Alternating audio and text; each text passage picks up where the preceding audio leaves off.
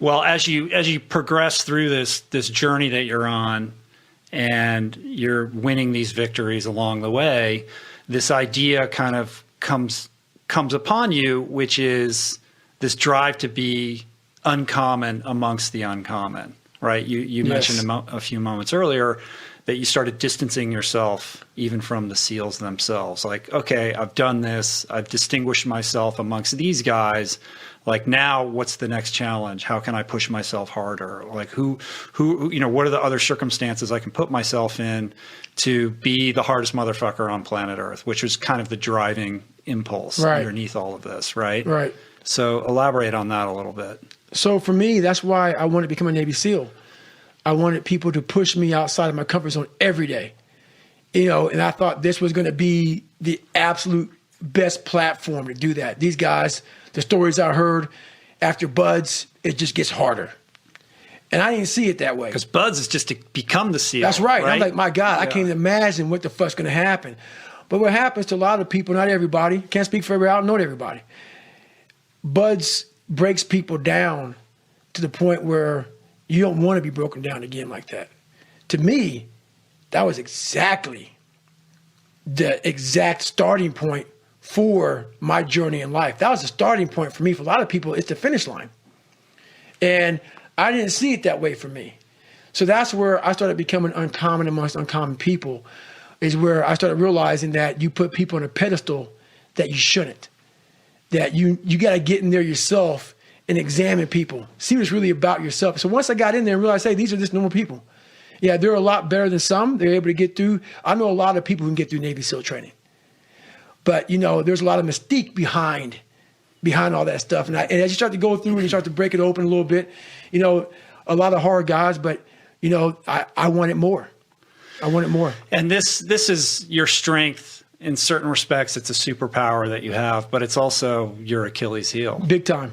Big time. I talk about it in the book a lot too.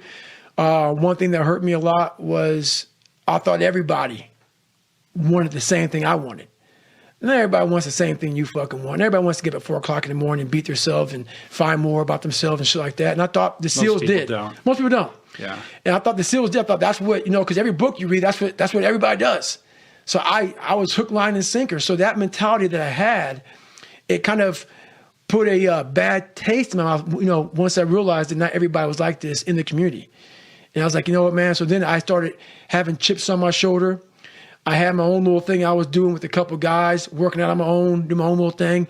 And when you start doing that stuff and you start to drive yourself away from people, and I was already different as it was, even if I didn't do that, I already came in being very different. Like I tell people, I was a part of the Navy SEAL teams. I wasn't part of the brotherhood. Right. And You're not going out and partying. I'm not going out. No, that's not me. That's never been me though. Like if I was in a college, if I was in I couldn't be part of a fraternity, man. I would never join a fraternity. Ever. I'd be like, hey, fuck you all, man. I got my own shit going on over here, man. Go fuck yourself. That's me. I don't like fraternities. So just me, when you join the SEAL teams, you're joining a big fraternity. So I was already asked out. So then when you're asked out, not wanting to hang out, I wasn't a dick. I do my own shit. That's me. So I grew up wanting friends at a young age. And once you get self-esteem and shit, you know who you are. I was comfortable. You're not liking me, but I'm not hanging out. And then you take it to another step further with this being hard mentality of if you guys aren't doing what I'm doing, you guys aren't shit. So I did a lot of things that push people the wrong way, that rub people the wrong way. And in that, being in the fraternity, it's like a big soap opera. It's like the fucking guiding light. And, people start not liking you for certain reasons. People don't know who the fuck you are. Rumor mills start happening. Then I have 2 heart surgeries. People think I don't want to fucking deploy overseas. Oh, Goggins don't want to fight. He just wants to run.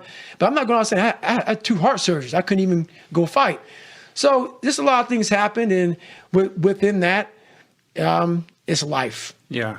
But ultimately, that hurt your military career. It didn't hurt it. Didn't? No, me looking back on it, I was who I wanted to be. I was who I wanted to be. So hurting it, I don't think hurting it is being an Air Force Well, I guy, guess it being a depends on what Navy your SEAL, goals being were. a Ranger. Yeah. You know, my goals were finding the baddest men on the planet, working with the baddest guys on the planet. And the heart surgeries hurt me a little bit. But what I realized is I got a lot of growth from examining people. You know, my insecurities, their insecurities, my military career was absolutely stellar. You know, not many people have pulled off honor man everywhere I went and done the things I've done. I didn't deploy as much as I wanted to. Yeah, I went to Iraq, stuff like that, but I wanted to deploy a lot more with the heart surgeries, keeping me out of training for 4 years. That hurt me a lot. But all in all, there's not many people who've done some